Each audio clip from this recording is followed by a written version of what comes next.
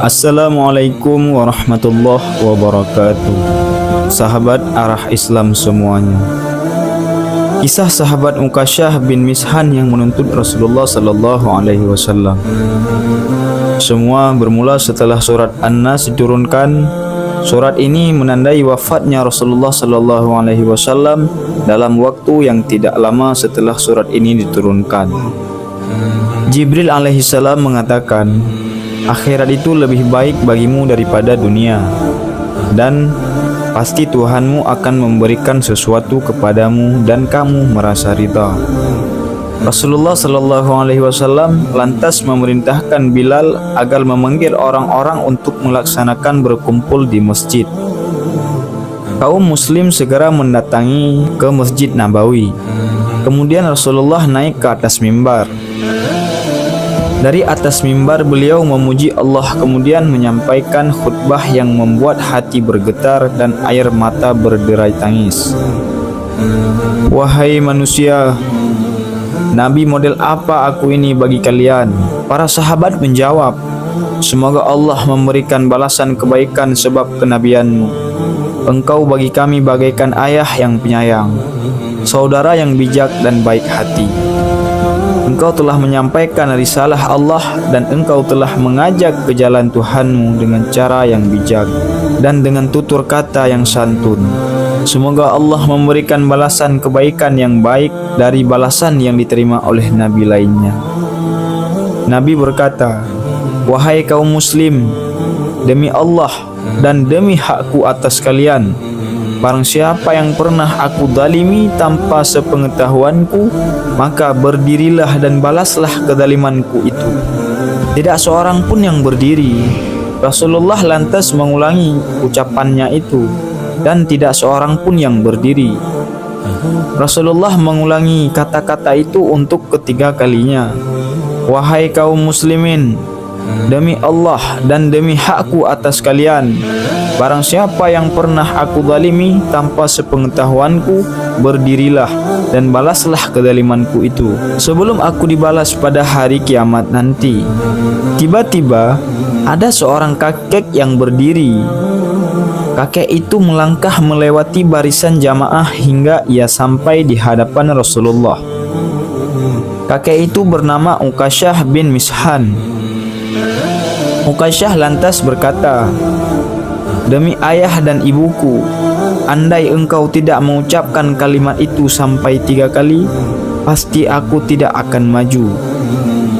Dulu aku pernah bersamamu dalam satu perang. Setelah perang selesai dan kita mendapatkan kemenangan, kita segera pulang. Untaku dan untamu berjalan sejajar. Aku turun dari unta mendekatimu karena aku ingin mencium pahamu. Namun tiba-tiba engkau mengangkat pecut dan pecut itu mengenai perutku.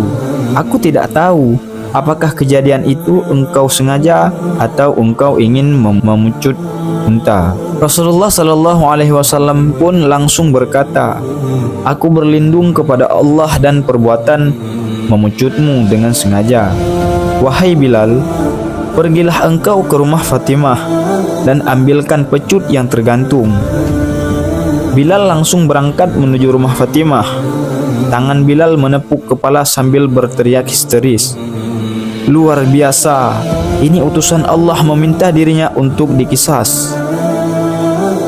Sampai di rumah Fatimah, Bilal mengetuk pintu dan berkata, wahai putri Rasulullah, ambilkan pecut yang tergantung itu, serahkan kepadaku. Fatimah bertanya, wahai Bilal, apa yang akan dilakukan ayahku dengan pecut ini? Bukan hari ini adalah hari haji, bukanlah hari perang. Bilal pun menjawab, wahai Fatimah, kamu pasti tahu akhlak ayahmu. Beliau menitipkan satu agama, beliau akan meninggalkan dunia ini, dan beliau memberikan kesempatan pada siapapun untuk membalas kesalahannya. Fatimah lantas berkata, wahai Bilal, siapa orang yang tega menuntut balas dari Rasulullah? Katakanlah kepada Hasan dan Husain agar keduanya saja yang menerima pembalasan itu.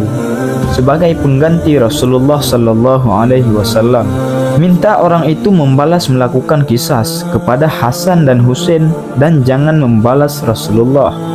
Bilal kembali ke masjid dan menyerahkan pecut itu kepada Rasulullah. Rasulullah pun lantas menyerahkan pecut itu kepada Uqasyah. Abu Bakar dan Umar segera berdiri dan berkata kepada Uqasyah, "Wahai Uqasyah, balaslah kepada kami berdua. Kami ada di hadapanmu, jangan engkau balas Rasulullah." Rasulullah berkata kepada Abu Bakar dan Umar, "Diamlah kalian berdua, wahai Abu Bakar dan Umar. Allah tahu ketinggian derajat kalian berdua." Ali pun berdiri dan berkata, "Wahai Uqasyah, sepanjang hidupku aku selalu bersama Rasulullah sallallahu alaihi wasallam. Sungguh aku tidak tega melihat Rasulullah dipecut. Ini badanku, balaslah. Pecutlah aku 100 kali, jangan kau balas Rasulullah." Rasulullah berkata, "Wahai Ali, duduklah. Allah tahu derajatmu dan niat baikmu."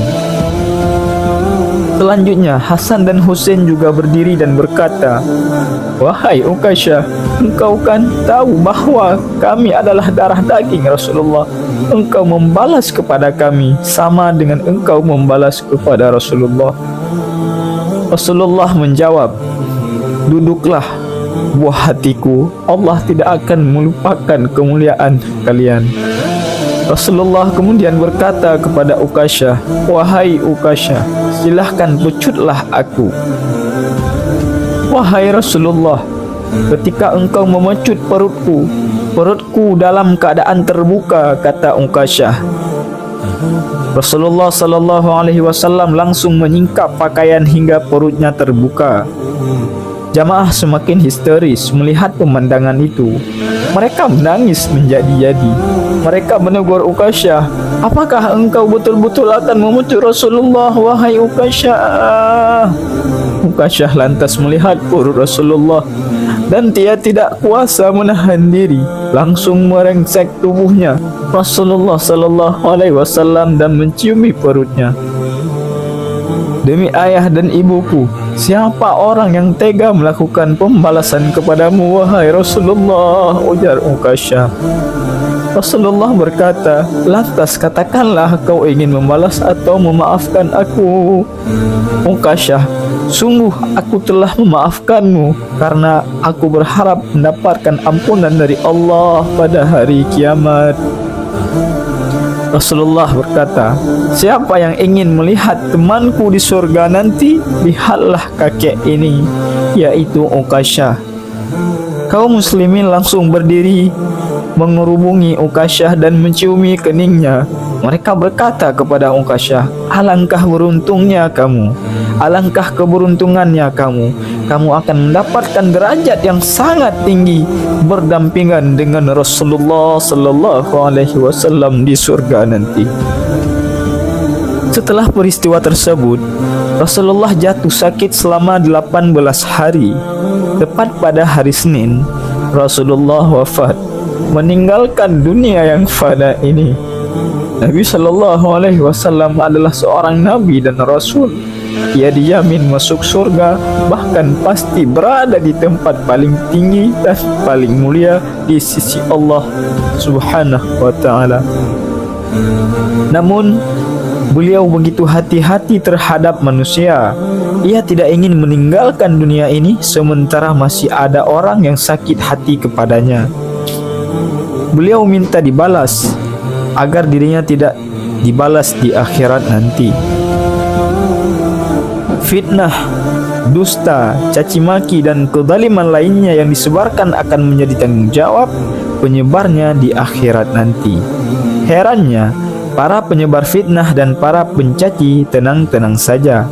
Padahal Nabi begitu gelisah hanya karena satu kesalahan yang tak sengaja terhadap sahabatnya Uqasyah.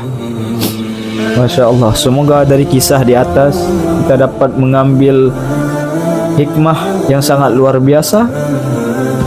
Semoga kita selalu dalam lindungan Allah. Semoga kita mendapatkan syafaat daripada Rasulullah sallallahu alaihi wasallam. Hadanallahu wa iyyakum ajmain. Assalamualaikum warahmatullahi wabarakatuh.